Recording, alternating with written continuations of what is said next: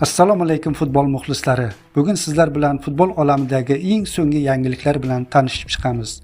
Agar kanalimizga obuna bo'lmagan bo'lsangiz, obuna bo'ling va ushbu videoga kanalimiz rivoji uchun like bosishni unutmang. Manchester City faoliyatini yoritib kelayotgan nufuzli manba City Extrago sayti ekspertlari jamoaning o'zbekistonlik legioneri Abduqodir Husanovning Angliya Ligasi Kubogi yarim finalda Newcastle'ga qarshi o'tkazilgan birinchi uchrashuvdagi ko'rsatkichlariga e'tibor qaratdi.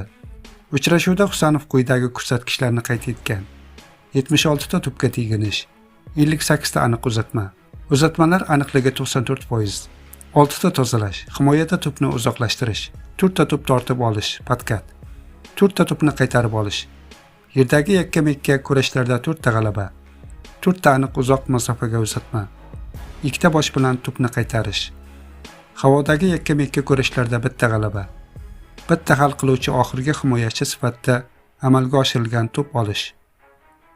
Abduqodirning bu ko'rsatkichlari saytning ijtimoiy tarmoqlardagi sahifalarda muxlislar tomonidan keng muhokama qilinmoqda. Bu ko'rsatkichlardan so'ng ijtimoiy tarmoqlar portladi. Mana chet ellik muxlislarning fikrlari.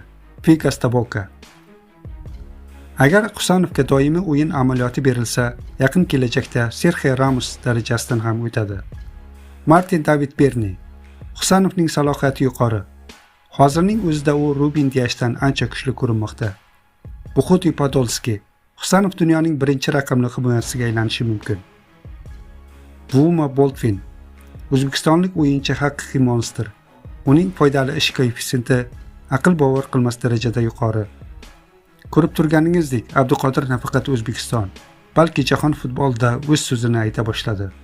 Guardiola qo'l ostida mana shunday ishonchli o'yin ko'rsatish har kimga ham nasib etavermaydi. Aziz vatandoshlar, keling, Abduqodirni qo'llab-quvvatlaylik. Bizning yigitlar eng kuchli ligalarda ham yetakchi bo'la olishini u isbotlamoqda. Husanov O'zbekiston faxri. Senga omad yor bo'lsin, Abduqodir. Biz sen bilan faxrlanamiz.